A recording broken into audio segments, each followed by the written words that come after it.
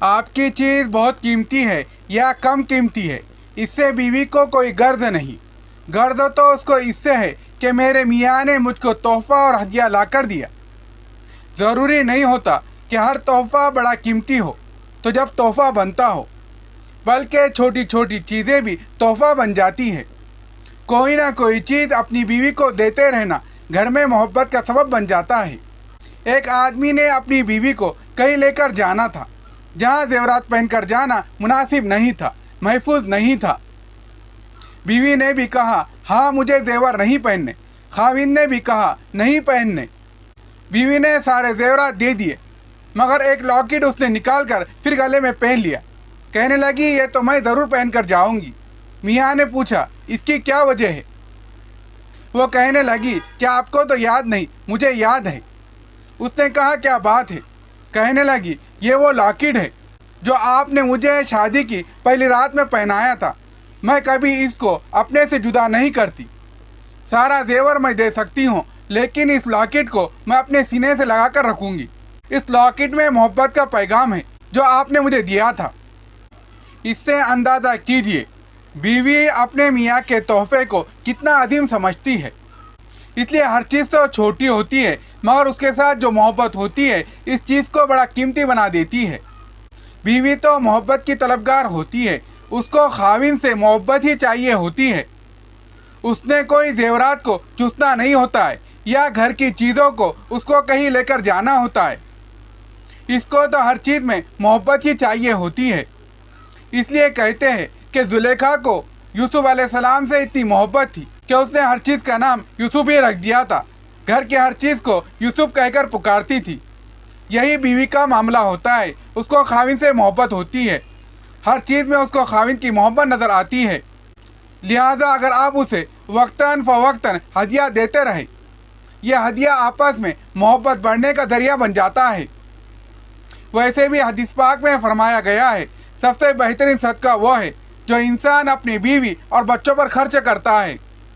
علماء نے لکھا اگر انسان اللہ کے راستے میں خرچ کرے تو بھی اتنا ثواب نہیں ملتا جتنا کہ بیوی کو کوئی چیز لے کر دینے سے ثواب ملتا ہے۔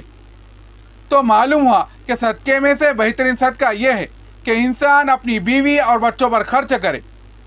تو معلوم ہوا کہ یہ چھوٹا سا تحفہ بیوی کو ہی پسند نہیں آئے گا بلکہ پروردگار کو بھی پسند آئے گا کہ میرے بندے نے اپنے گھر میں محبت کی فضا قائم رکھنے کے لیے، اپنے ان رشتوں کو جوڑنے کے لیے جس کو جوڑنے کا میں نے حکم دیا۔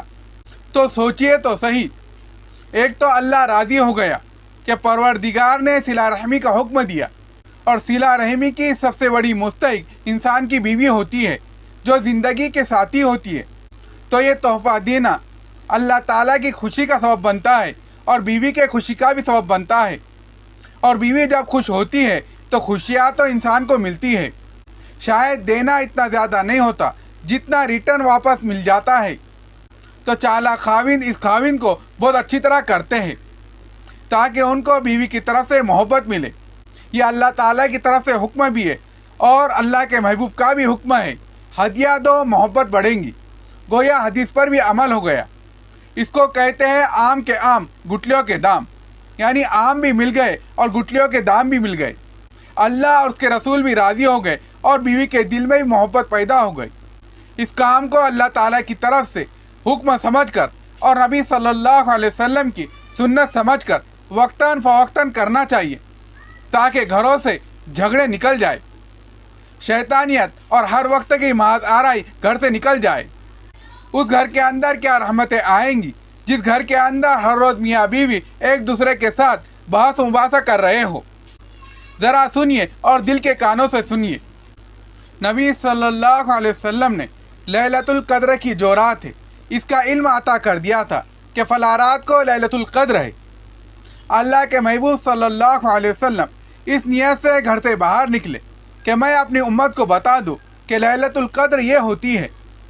آپ ابھی مسجد نبوی کی طرف چل رہے تھے اور راستے میں دیکھا کہ دو صحابی کسی بات پر آپس میں بحث و مباحثہ کر رہے تھے۔ جب آپ قریب سے گزرے تو ان کی آواز آپ کے کان میں پڑی تو آپ اس بات کو بھول گئے کہ لیلۃ القدر کی پہچان کیا بتائی گئی تھی۔ نبی صلی اللہ علیہ وسلم نے فرمایا دو شخصوں کے جھگڑوں نے امت کو لیلۃ القدر کی پہچان سے محروم کر دیا۔ اب سوچئے، جب دو بندوں کا بحث و مباحثہ اتنی بڑی رحمت سے محروم کا سبب بن جاتا ہے، تو جس گھر میں روزی میاں بیوی میں بحث ہو رہی ہو اور ساس اور بہو کے جھگڑے ہو رہے ہو تو اس گھر پہ اللہ کی رحمت کیسے آئیں گی؟ لہذا ہمیں چاہیے کہ ہم اپنے گھروں کو محبت اور پیار کا گہوارہ بنائیں۔ یہ تو محبت تقسیم کرنے والا دین ہے، لہذا میاں بیوی کو دین اسلام کے مطابق زندگی گزارنی چاہیے۔